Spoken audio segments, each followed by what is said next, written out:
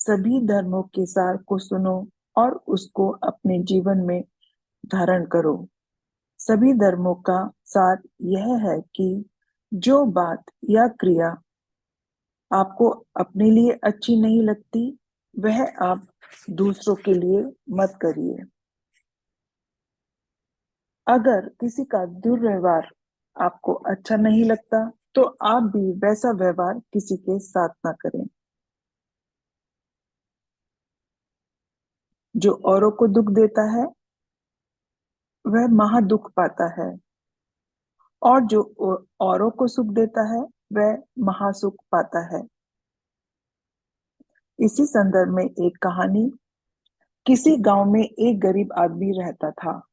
वह ज्यादातर भीख मांगकर ही अपना जीवन गुजारता था। एक दिन उसको भूख लगी, तो वह गांव में चल दिया। एक घर के दरवाजे पर पहुंचकर उसने आवाज लगाई, कोई भूखे को रोटी दे दो। उसकी करुणामयी आवाज सुनकर एक आदमी निकला और बोला, देख भाई, मैं तो कवि हूँ। काव्य पाठ सुनाना ही मेरा काम है। अतः मैं तुम्हें भी एक कविता सुना देता हूँ। यह सुनकर वह बोला, हे काव्य शिरोमणि, कविता सुनना तभी अच्छा लगता है जब पेट में कुछ हो।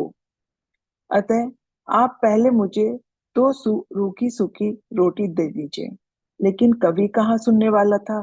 वह तो लगा अपनी प्रतिभा का प्रदर्शन करने और उसको काव्य पाठ सुनाने। वह आदमी अपना पेट मलता हुआ आगे बढ़ गया। उसे जाते देखकर कवि महोदय मन ही मन बड़बड़ाए, देखो तो सही, कितना बुरा जमाना आ गया है। भिखारी में भी कितनी अकड़ है। मैं दूसरे को 1000 रुपए लेकर कविता सुनाता हूँ। इसे मैं फ्री फंड में सुना रहा था, फिर भी इसने नहीं सुनी। मुझे लगता है यह कोई मूर्ख है, वरना 1000 रुपयों की कविता छोड़कर 2 आने की रोटी क्यों मांगता। इसके बाद वह गरीब आदमी दूसरे दरवाजे पर गया। यह घर एक वैद्य जी का घर था। उसकी आवाज सुनकर वैद्य जी बोले, देखो भाई, मैं तो वैद्य हूँ, मेरा काम है दवाई देना। एक काम करो, एक खुराक दवाई तुम भी पी लो। यह सुनकर वह आदमी बोला, वैद्य जी, दवाई भी तो तभी अच्छी लगती है जब शरीर में कोई बीमारी हो, या अधिक खाना खाने से पेट में कोई दिक्कत हो। मुझे तो भूख का दर्द है, मुझे भूख लगी है। आपकी दवाई की खुराक से मेरी भूख शांत नहीं होगी।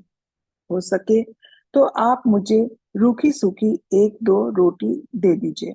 वैद्य जी बोले, अरे पगले, एक रोगी को देखने के लिए मैं 500 रुपए की फीस लेता हूँ, हजारों की दवाई अलग से देता हूँ। तुझे भिखारी समझकर मैं मुफ्त में दवाई दे रहा हूँ, इसलिए तू मेरी और मेरी दवाई की कीमत नहीं जान रहा है। वह गरीब आदमी अपने खाली पेट को मलते हुए आगे बढ़ गया। तीसरा घर एक चित्रकार का था।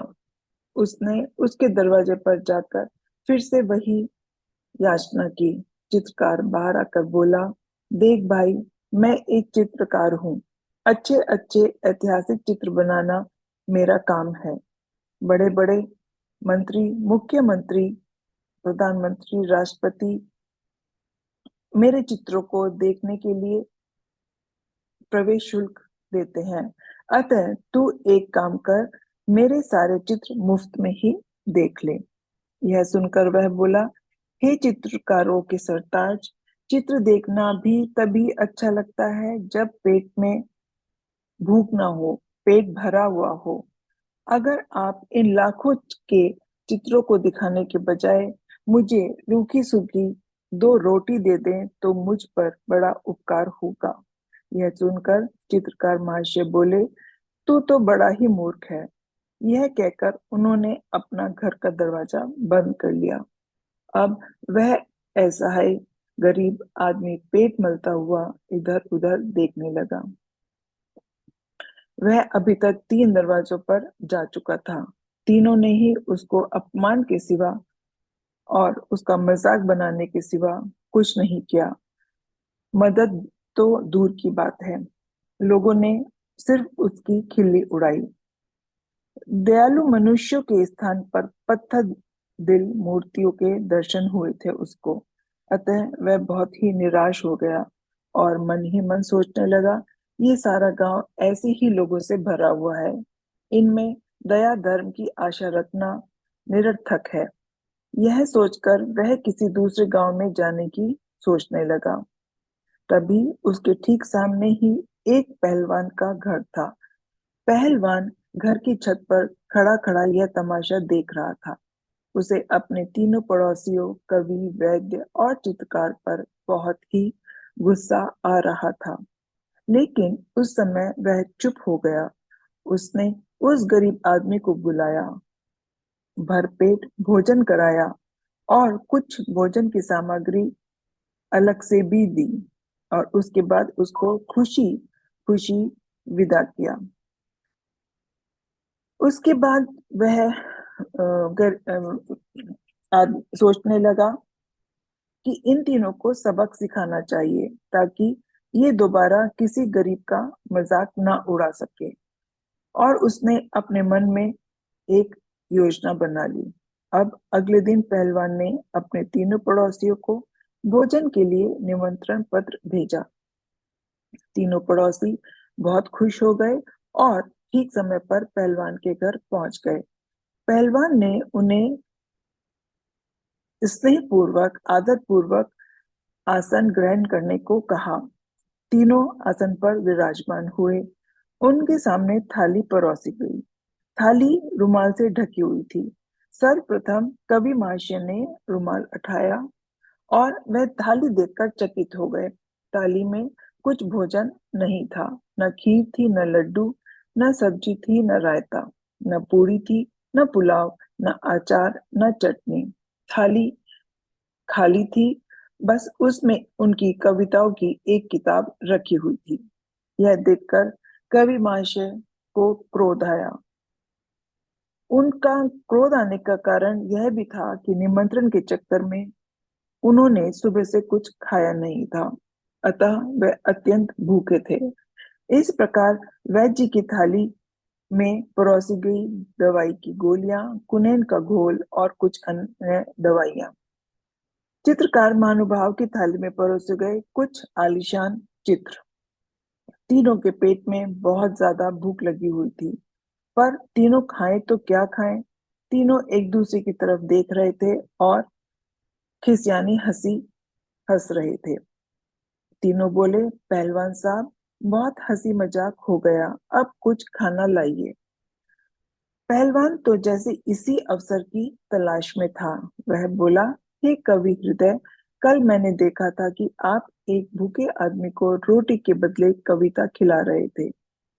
अगर आप भी कविता खाकर भूख अगर वह आदमी कविता खाकर भूख मिटा सकता है, तो आप भी कविता खाकर भूख क्यों नहीं मिटा सकते?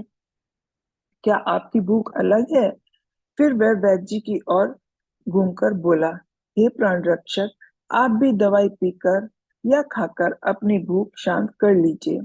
फिर वह चित्रकार की ओर मुड़ा, आप भी बढ़िया से बढ़िया चित्र खाइए और अपने पेट की वेदना को शांत कीजिए। देर मत करिए। ये सब बातें सुनकर तीनों अतिथि अपने को बहुत अपमानित मान रहे थे और उनको बहुत क्रोध भी आ रहा था। उन्होंने कहा, तुम्हारे घर में जो भी कुछ थोड़ा बहुत बना हो, वह खिलाना है तो खिला दो, अदर नहीं तो हम जा रहे हैं। और हाँ सुनो, तुमने हमारे साथ अच्छा नहीं किया। इतना सुनना था कि पहलवान ने एक एक को पकड़कर पटकनी देनी शुरू कर दी। तीनों धरती पर लुढ़कते थे और चिल्लाते जाते थे। फिर वे बोले, अब इस पटकनी की क्या जरूरत है, इसका क्या मतलब है? पहलवान पहलवान ने कहा, मैं पहलवान हूँ, मेरा काम कुश्ती लड़ना और पटकनियां देना है। मैं दूसरों को कुश्ती लड़ने के हजारों रुपए लेता हूँ, लेकिन तुम्हें अपना पड़ोसी समझकर मैं फ्री में पटकनियां दे रहा हूँ। इसलिए तुम मेरी पटकियों की कीमत नहीं जानते। लगता है तुम तीनों महामूर्ख हो। हजारों रुपए की पटकियां छोड़कर 10 रुपए 20 रुपए का भोजन मांग रहे हो। पहलवान के शिष्य ये सब देखकर हंसते जा रहे थे। जब अच्छी खासी पटकियां खा ली तो तीनों को कुछ होश आया और अपनी गलती का एहसास भी हो गया।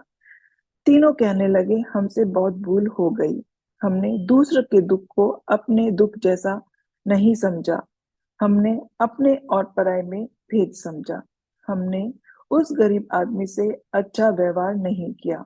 यह सुनकर पहलवान बोला, हम सबको दूसरे प्राणियों के साथ अपनापन बरतना चाहिए। जैसा कष्ट हमें होता है वैसा ही कष्ट उन्हें भी होता है। इसलिए कहा जाता है, जो आचरण हमें खुद के लिए बुरा लगता है वह दूसरों के साथ नहीं करना चाहिए। तत्पश्चात सचमुच की थालियां लगी। उन सब ने अपनी भूख को शांत किया और प्रतिज्ञा की, अब वे जीवन में कभी भी इस प्रकार का व्यवहार नहीं देखेंगे नहीं देखेंगे और नहीं करेंगे। तभी उन्होंने देखा कि एक चौथा व्यक्ति भी वही भोजन कर रहा है। यह वही आदमी था जो कल रोटी मांग रहा था। उसे देखकर कवि बोला, अब तक मैं सपनों की कविता लिखता था, आज से मैं प्राणी मांस की हितैषी कहानियां लिखूंगा।